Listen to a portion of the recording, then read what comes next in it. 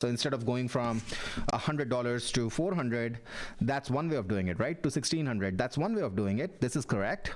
What is also correct is go from 100 to 125 to 150 to 200, 300 to 400 to 600.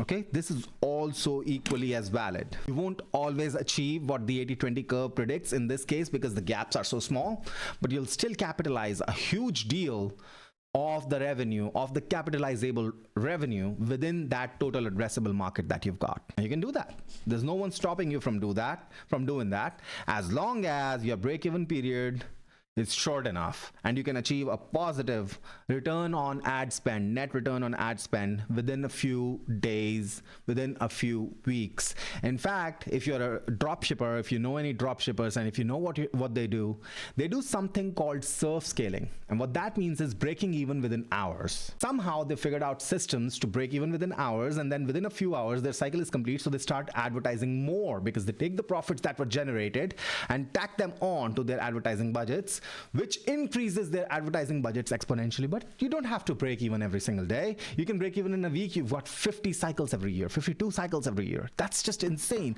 The math on these things is just insane. I gotta show you the math on these things, okay? Even if you can do like a 10% every week, okay, 10% every week, and you can do it for a year, you're looking at 142x, 142x. You start with $1,000 advertising budget on week 1.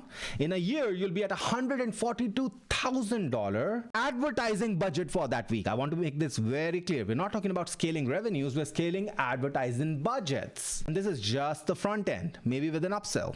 That's all it is. It's just the front end with an upsell right here. We're not talking about the deep funnel right here. So how do you apply 80-20 to your business, to your mind? Well, you are not supposed to work 20 hours a week or 80 hours a week or 60 hours a week. You really can't even work for 20 hours a week, to be honest with you. 20 hours a week is actually pushing it. That's 3 hours a day consistently. That's a lot of burnout. What are you even doing that's so strategic that requires 20 hours a week? Business is not that complicated because most of the business process is about serving customers, which you shouldn't be doing yourself, or about testing hypotheses, which algorithms should be doing for you.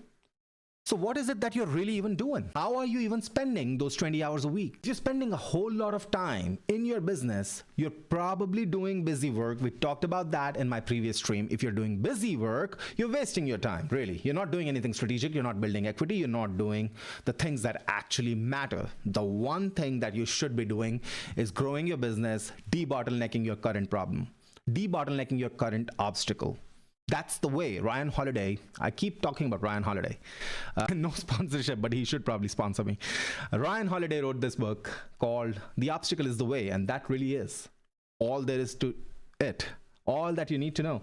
The obstacle is what you need to be working on right now. That brings us to the end of the stream. My name is Lakshya Behl. This is Bell's Business Broadcast. And as usual, we've talked about how macros are shaping up, how AI is actually going to obliterate every economy, every conceived model of growth that we've had so far. It's just inevitable at this point of time. Can this change? Yes. Is it likely to? No.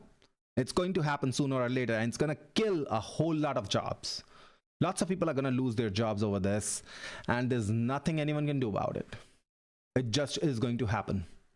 And finally, we talked about how to use 80-20 to scale your business. You can use 80-20 compounded to just fire like 1%, the bottom 1% of your employees, and get rid of half your problems instantly.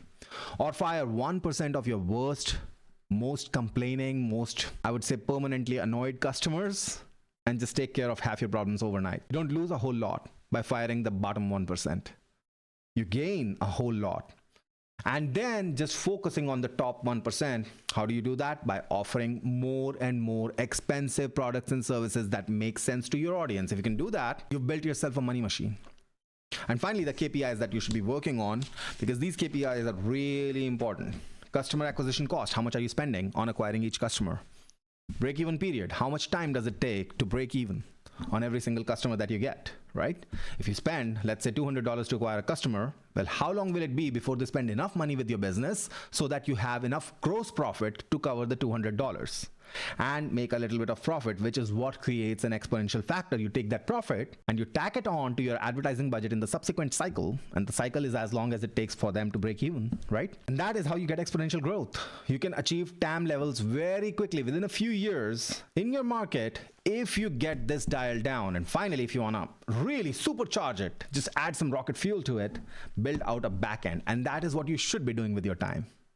My name is Lakshya Behl. I had great fun talking to you today about things that truly matter with respect to exponential growth, 80-20, and how to apply it to your principle, how to use the power law to grow your business from wherever it is that you're stuck to the next level that you want to go to. I'll see you in the next stream, and we'll talk more about avenues of acquiring customers in that one. Have a great day.